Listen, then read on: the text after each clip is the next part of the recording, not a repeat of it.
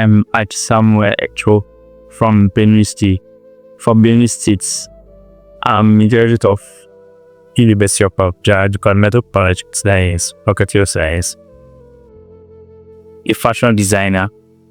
So it happened on the 19th of December 2022. I was on my way to pick up some package. I was to travel on the 20th to Bailey for Christmas break. So I was to pick up the package from an in-law's place at Madana. So on my way there, I took a cab to around. I moved from my house around 10 a.m.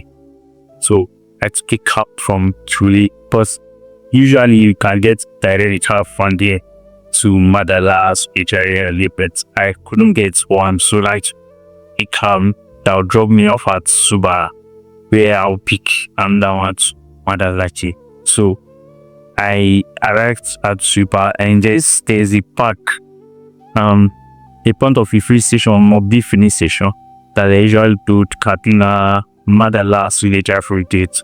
So I arrived here. There was pickup parked with two people behind, and there was someone seated in front with sky blue police uniform. Though I could only see the top. He was seated in front with their parents. So I made the third questions just behind it. We were supposed to be for how they load in Abuja. So after I entered, the driver and there was this Ago, they were shouting Padala Sujija, Madala Suja. After a while, nobody entered. So the driver had come in up to press beneath to use. We moved from the car was actually parked by a loop side. So we moved from there, and there's this sharp hill when you are heading towards Madala comes back. So on reaching that hill, like we almost on it, so a guy signaled us, he stopped now. So he entered. He measured he was heading to Madala. So they stopped and then he entered. So we started going. On reaching the U-turn, we were also making a U-turn. And then entering Madala and headed towards Sucha. The driver did not take that turn.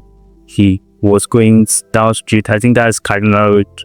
Was just set his street. So at first I felt maybe he was helping the police to somewhere close. But later on, the speed, the way they did us, the speed at which everything was just up. I had to ask driver, that's not my heading. Nobody answered anywhere but just by it. So I had to like overreact for things.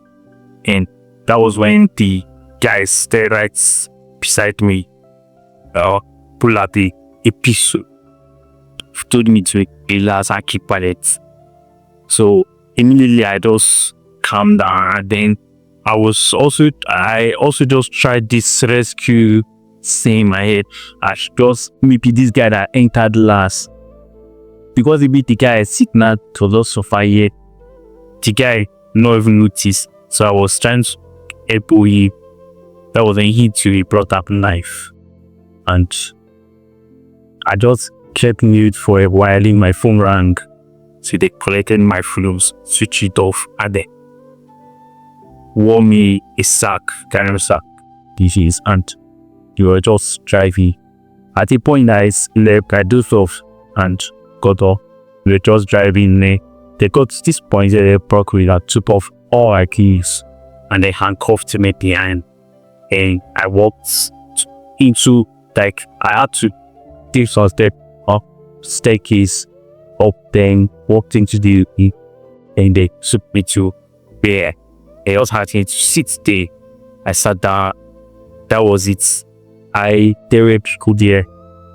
Was hearing voices, but my body did not particularly got there. I was hearing voices of ladies, men, all that, and then there was just this day. I couldn't count days and time or the time of the day that.